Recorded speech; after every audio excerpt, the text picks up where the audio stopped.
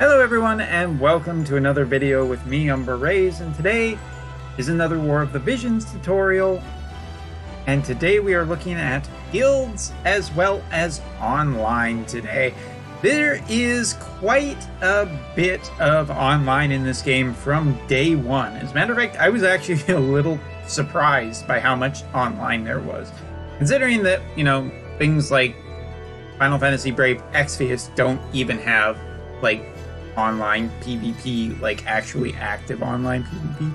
But anyway, today we're going to look at guilds as well as online. I've already said that, so hey, let's just get right into it. And let's take a look at my guild, which is, brand new, but hey, the game's brand new too. So let's just switch right over and get right into it.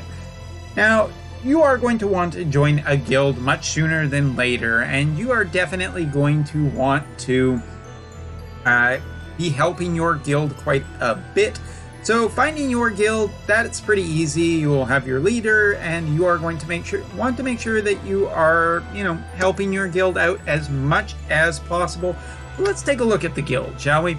So here you will see a message board. The message board is shared within your guild, and it is a nice little place to see messages about what is going on. First thing you're going to want to do after you join your guild is you are going to want to be a good guildmate.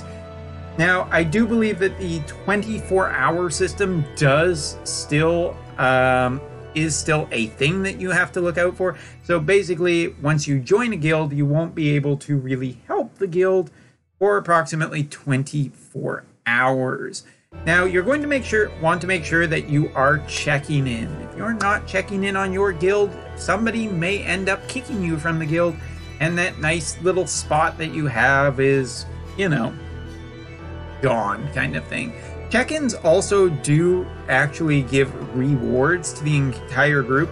So more than 10 people will end up giving gold, lapis, as well as a skip ticket. But getting up to 20 people a day will give you 40,000 as well as 25 lapis and a skip ticket. It doesn't sound like much, but it will add up over time. So make sure that you are going into your guild every single time. It is important.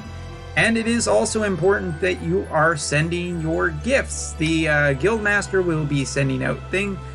These are tokens. These tokens will end up giving you purchasables in the Mog shop that you can either use to improve your guild or, get some things for yourself. So you want to be helping the guild so that they can help you too.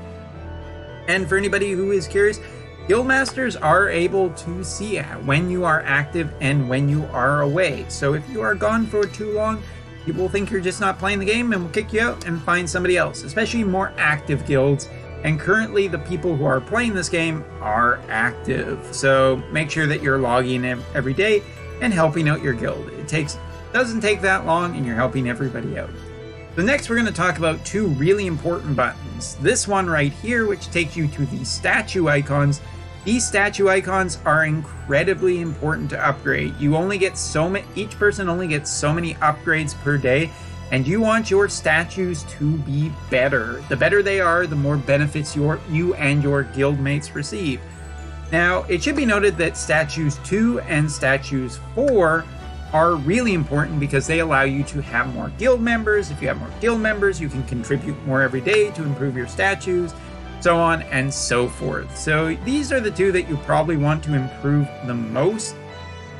And you can either use gold, you can use lapis, or you can use special items that will help improve your statues. So again, make sure that you are working with your guild and improving your statues. Otherwise, it's going to be, your guild's not going to be super, super strong. Next, we're going to talk about this button, and this is the most important button to talk about. This is the barracks. Now, the barracks, you can throw a couple of characters in, or as your statues level up, you can throw multiple characters in, and you can use food items to up the amount of job points that these characters get. However, just very, very recently, and by very recently I mean this day that I am recording, guess what? putting characters in the barracks reduces their faith. Now, faith is not a particularly and obvious great thing for physical characters until you remember that faith affects how much they are healed. So having really bad faith in the game is not advisable even slightly. While this does give you a fair amount of job points, at the current moment in the game there is no way to increase faith. It will probably be added sometime in the very near future, but until then, this is a mode that you should probably just stay away from. It hurts your characters currently, there is no way to recover it currently, and therefore you should just not use it, even though it does pump out a fair number of job points. You can also see a little bit of information about your guild, and eventually there will be guild competitions, so yeah, you want to be doing that. And you can see a certain number of benefits too for your guild. So of course you just want to be doing that. So that is basically that. So let's talk about a couple of things. So first of all, co-op. Co-op is in the game from day one. This is a menu that is actually a little rough on emulators. I've seen it crash quite a few times here. So if you're having trouble with emulators, currently I'm running on BlueStack 4. It runs pretty okay for me, but you might want to be careful. Really, it just seems to be the menu. Once you actually start playing, it seems to be okay. Seem. Anyway, you can choose one of a set number of missions. So basically, gaining a whole bunch of different elemental shards are available to you, and you can just click it, or you can search for a party already. See what I mean? The game froze. Anyway, so that will allow you to do that. Just let me go back over here while I reboot the game. On emulators, it works kind of so-so, and I've heard also on some older phones it has a little bit of trouble too. It seems to be a little weird that it is just the menu that is doing it, so perhaps a future maintenance will just make it a little more stable. But for now, you want to be doing one of those every day, because that is one of your daily missions, to do one co-op mission per day. It just uses a bit of stamina, and then you're done and on your way to do other things. So make sure you're doing that either with friends or with randos, but remember, randos control you. So anyway, we've talked about the guild. Let's talk about the last screen, which is Arena and matching online. So Arena is a very interesting mode in this game. You have your daily ranking, you have bonuses for how much you do. You can set your party, and depending on how you set your party, you can either do really well or really bad. You can take a look at rankings as well as rewards for what you get. There's also daily rewards too. Depending on what your daily reward is, you will get certain stuff. Most people will probably just be getting the basics though. And there is also a weekly too. Currently, it should be noted that the weekly is not overly generous, with only giving real benefits to people who are over 10,000, which, well, is a little rough currently to try and get up there, considering the amount of people that are doing pretty good. See, even this level 15, that's a pretty strong, that could end up being a pretty strong little team. The thing to note about this, that it is AI controlled. You actually do nothing. Once you press the go button, that's it. You are playing the game, and there is nothing that the computer is just going to play through. And depending on how you have set up your characters and whether your characters are stronger or possibly smarter, things will either go very well for you or very badly for you. So AI be AI, but that is basically your mode. And you want to be doing at least one of these every day. And the last thing is online matching. This is something that I have not actually done yet, but it allows you to put your team against a live person. And that's pretty interesting that that is in the game from day one and available from day one.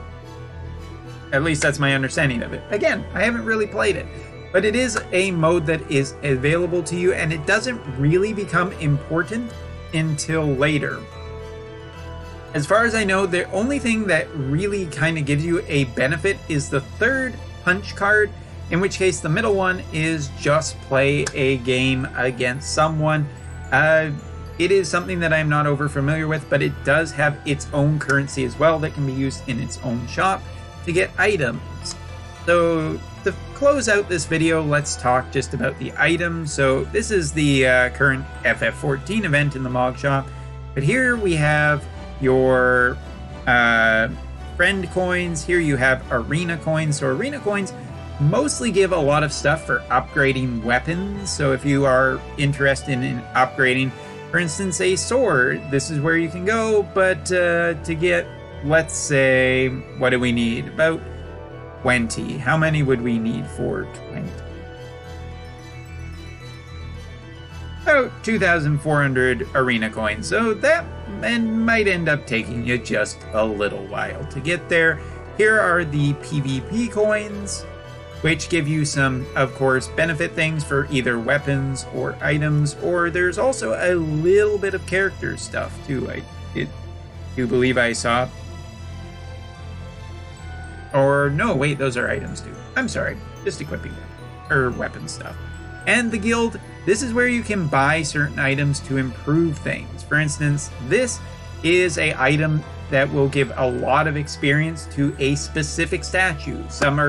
One is for the snake, one is for the dragon, one is for the bull, and one is for the lion. So make sure that you are buying the correct one. You can also get flames, which are for improving characters. They are really rare awakening material. So again, make sure that you are logging into your guild so that your guild mates can get more coins so they can get the items they need or help build your statues up. So yeah, that's basically a general look at everything to do with PvP and Arena. And so the last video will be just taking a look at, well, tips for beginners. So what should you focus on? What should you not focus on? What's a good thing? What's a bad thing? Everywhere thing. And yeah, so thank you very much for joining me, and I'll see you in the final video next time.